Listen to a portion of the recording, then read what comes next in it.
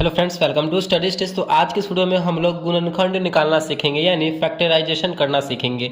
यहाँ पे हमने दो क्वेश्चन लिए हैं। पहला क्वेश्चन है 2x² प्लस 7x प्लस 6 और दूसरा हमारा x² माइनस x प्लस 6। इन दोनों का हमें जो है क्या निकालना है, तो गुणनखंड निकालना, फैक्टराइजेशन करना है। बहुत ही सिंपल तरीके से हम गुणनखंड निकालना सीखेंगे। जब भी आपके सामने कोई अगर गुणनखंड निकालने के लिए क्वेश्चन आए तो उसको आप इजीली सॉल्व कर सकें। तो पहला क्वेश्चन को सॉल्व करते हैं। पहला क्वेश्चन हमारा यहाँ पे है 2x² प्लस 7x प्लस 6। यहाँ पे पहले क्वेश्चन लिख लेते हैं 2x² प्लस 7x प्लस 6। इस तरीके का अगर क्वेश्चन आपके सामने रहे तो हमें फर्स्ट स्टेप में क्या करना है, लास्ट वाले नंबर को हमें x² के गुना में, x² यह है हमारा, तो इसके गुना में जो नंबर लगा हुआ रहेगा उसके साथ हमें गुना करना है। तो x² के गुना में हमारा क्या लगा हुआ है, 2 लगा हुआ है, यानी 6 में हमें 2 से गुना करना होगा। फर्स्ट स्टेप में हमें यही करना है। तो हमारा हो जाएगा 6 दूना 12। अब हमें ये देखना है ऐसे दो नंबर को आपस में गुना करना है, जो उन दोनों को गुना करने पे हमारा 12 आना चाहिए और उन्हीं दोनों नंबर को हमें जोड़ने पे या फिर घटाने पे हमारा ये बीच वाला 7 आना चाहिए, ये वाला 7 आना चाहिए। तो आप दिमाग लगाइए, अगर इन्हीं दोनों नंबर को गुना करते हैं तो 12 आ रहा है, इन्हीं दोनों नंबर को जोड़ते हैं या फिर घटाते हैं, जोड़ते हैं तो हमारा हो जाएगा 8 और घटाते हैं तो हमारा हो जाएगा 4 और हमें लाना क्या है 7। तो ये वाला हमारा फुलफिल नहीं हो रहा है। अब आप अपने दिमाग में सोचिए, यही आपको सोचना है थोड़ा सा कि अपने दिमाग में सोचिए ऐसे कौन से दो नंबर को गुना करेंगे जिनको गुना करने पर हमारा 12 है। तो आप दिमाग लगाएंगे तो हमारा हो जाएगा 4 तिया 12, यानी 4 में हम 3 से गुना करते हैं तो हमारा आ रहा है 12। चलिए ये तो 12 आ रहा है। अब देखते हैं 7 लाना है, जोड़ते हैं या फिर घटाते हैं तो 7 आ रहा है कि नहीं। तो यहाँ पे इसे हम जोड़ते हैं 4 और 3 को तो 7 आ रहा है और गुना करने पे भी 12 आ रहा है, यानी जोड़ने पे हमारा ये फुलफिल हो रहा है। तो 4 और 3 को यहाँ पे हम लेके चलेंगे। तो इसी प्रकार जो है आपको थोड़ा सा अपना दिमाग लगाना है और इसी प्रकार क्वेश्चन को हैंडल करना है, ठीक। तो चलिए स्टार्ट करते हैं। यहाँ पे जैसे पहले वैसे लिखेंगे, स्टार्टिंग वाला 2x² और 7x के जगह पे हम क्या लिखेंगे, 4 और 3 लिए हैं, उन दोनों नंबर को जोड़े हैं तब ना यहाँ पे 7x आया है। तो प्लस में लिखेंगे 4x प्लस में 3x, ठीक, और लास्ट में हमारा क्या है प्लस 6 है तो प्लस 6। चलिए इतना करने के बाद अब हम क्या करेंगे, इन दोनों को साथ में लेकर चलेंगे और इन दोनों में से जो कॉमन होने वाला होगा गुना के रूप में, बाहर निकलने वाला होगा कॉमन के रूप में, तो उसको हम बाहर निकालेंगे, ठीक। तो यहाँ पे 2x² प्लस 4x है, इसमें भी x लगा हुआ है, इसमें भी x लगा हुआ है और 2 यहाँ पे देखिए, इसमें भी 2 के गुना के रूप में, इसमें भी 2 जो है गुना के रूप में, तो 2 और x को हम गुना के रूप में बाहर निकाल लेंगे, ठीक। तो यहाँ पे हम क्या करेंगे, 2x को बाहर निकालेंगे, 2x x² था, 2x तो बाहर निकल गया, तो यहाँ पे सिंगल क्या बचेगा, x बचेगा, प्लस में यहाँ पे 4x और गुना के रूप में 2x बाहर निकाल लिया।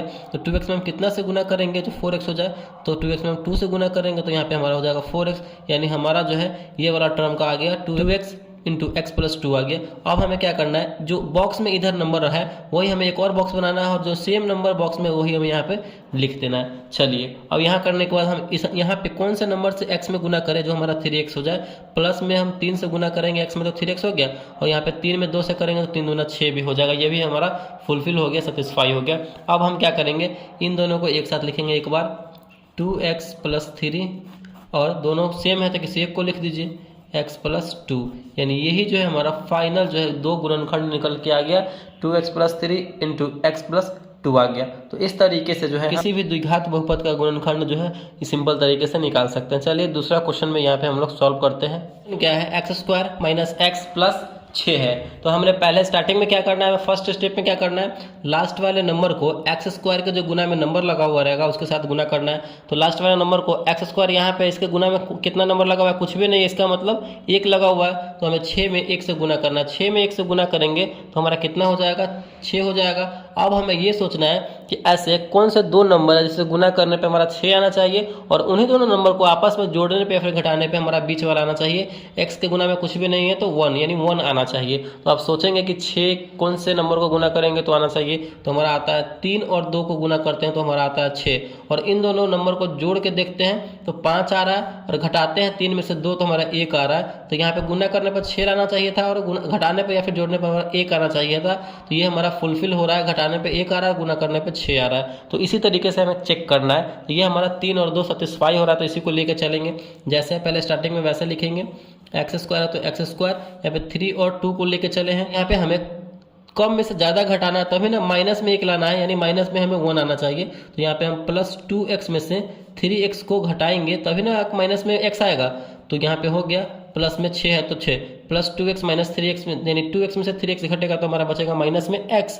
चलिए एक बार इन दोनों को साथ में रख के कॉमन करेंगे, जो कॉमन होने वाला होगा गुना के रूप में, मल्टीप्लाई के रूप में, तो x square plus 2x, x दोनों में लगा हुआ तो x को हम बाहर निकाल लेंगे मल्टीप्लाई के रूप में, तो यहाँ पे बचेगा एक्स स्क्वायर था तो यहाँ पे बचा हमारा सिंगल x, यहाँ पे प्लस 2x, x तो बाहर निकल गया तो क्या बचेगा, सिंगल 2 बचेगा।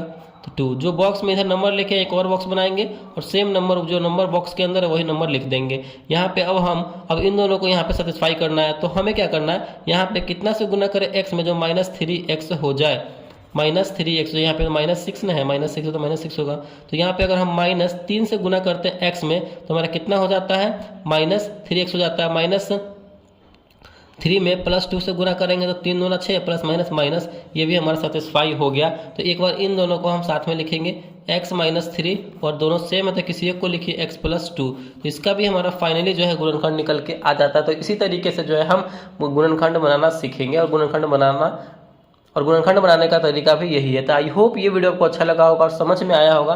तो प्लीज़ वीडियो को लाइक कीजिएगा, चैनल पर नए हैं तो चैनल को सब्सक्राइब जरूर कीजिएगा। Thank you.